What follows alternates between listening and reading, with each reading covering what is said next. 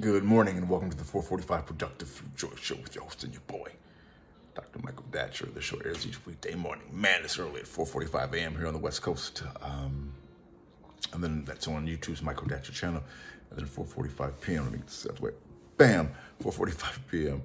on YouTube's Facebook Live. Guys, today we're talking about forgiveness, which may not seem like a completely obvious topic to be talking about in the show about productivity, but let me tell you, it's critical. So thanks for joining us. You can go to productivethroughjoy.com, see about us. We speak to groups, schools, and organizations about being productive through joy. Let's dive in. So, wow, forgiveness. For the last couple of weeks, I've just been thinking a lot about forgiveness.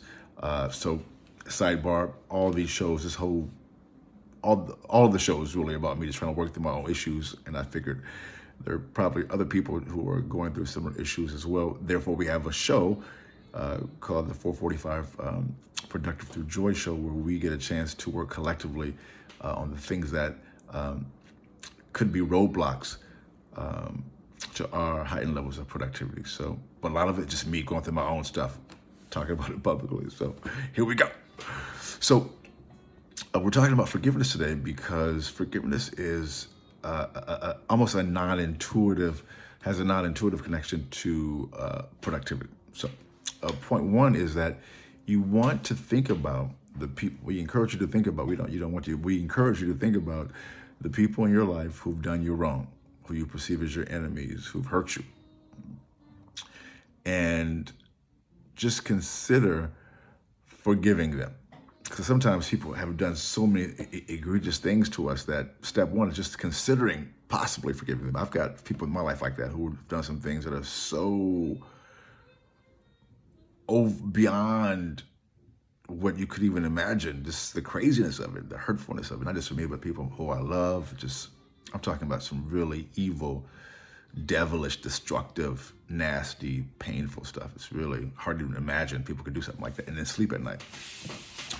But as we know, there are people in the world who are like that, who do those things. So when people act that way towards you, it's really hard to even think about forgiving them because they've hurt people at times. Children, I mean, it's super painful to think about it, right? Including us, right? And so it's hard to even think about forgiving them, which is why point one is you want to think about forgiving them. And point two is you want to think about have a strategy to go about doing that. So, which is the idea behind this is that all people are connected, all people are one, all people, as we know just through science from 10th grade, that the energy cannot be created or destroyed, it just changes form. So that which was in the beginning is here in some form still, meaning I call it the primordial energy, call it God, one love.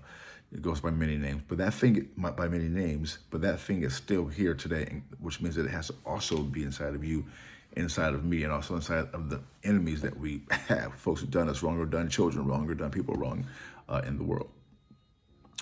And when we can look upon them as a part of the collective, although they're not in touch with their godliness, obviously, if they're doing children wrong and making decisions that are anti-child and other things, or anti-us, who are trying to be loving and at least towards them and other people, they aren't in connection with their own internal God, obviously. And so the idea then is to still recognize them as part of the one, and unless the universe is going to do what the universe is going to do. People who engage in that behavior, in my experience, in the long term, I mean, God bless them, because it's coming for them. There's just no two ways about that. And not that we wish that upon them, but we don't take that on ourselves to lash out or to attack. We just let it go, forgive them, and let the chips fall where they may, But as a way to get to that point, one strategy is to imagine, something that you admire about them, this person, something that is quote unquote good about them, some light, some spark in them, and to see that spark spreading through their whole body as you kind of see them, as you visualize them, right? That goodness spreading through their whole body, because that is also them, like that spark of goodness in them. That's the thing they do well, or they're good at, or they should be lauded for. Because what happens when people do you wrong, it's easy to demonize every aspect. Ooh, how they tie their shoe is wrong. Ooh, hey, how they tie their shoe. Devil. I've been there.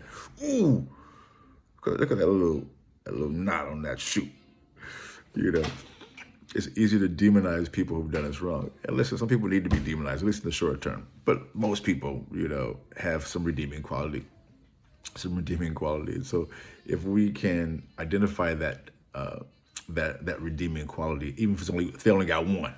Some people only got maybe a half of redeeming quality. But whatever it is, you see that spreading throughout and spreading light throughout their whole body as you visualize them. And you recognize that good is a part of a larger good that is the original good, the primordial God, the one love, the thing that was here in the beginning that's also inside of you, because they are a part of you. That's the tough teaching. The folks who've done you wrong are also a part of you. So that's tough. That's tough teaching for me to deal with, trust me. So, which is why we're having this show today, which goes right into point 3. As you do that and as you release that, man, you release so much off of you. Oftentimes, they aren't even thinking about us. They're just going on with their life, just hurting other people, just going through life. That's like a bull in a china shop. But of course, eventually, we know. That's my experience. That behavior, that gets dealt with by the universe. There's no choice, but that's 100%. That's happening. Because God is actually real and karma is a real thing. That's actually a real thing. Whoa. And God bless those people because they're going to get it. There's no choice about it, by the universe. But we don't have to want that for them or try to attack them. And it's fine to be mad in the beginning, of course, because we're hurt. But don't try to go get them. Because the universe, trust and believe, handles folks like that. And some people will be able to change and come back to the fold as people who are living a humane, loving life, but some people just won't. But our focus is just to do our part, which is acknowledge their good, the small amount of good in them. Acknowledge that as also the good inside of us, and see them as a part of the one. And the end result of that is that we are lifted out of that space of blame and hurt and victimization, right? Because that's not how we can be our most productive selves. All right, so boom, goes the dynamite. That's all we have for today's show, guys. That's all we have for today's show, guys. So we'll see you this afternoon at 4:45 p.m. Until then, let's talk about it and be about it. Deuces, I'm out.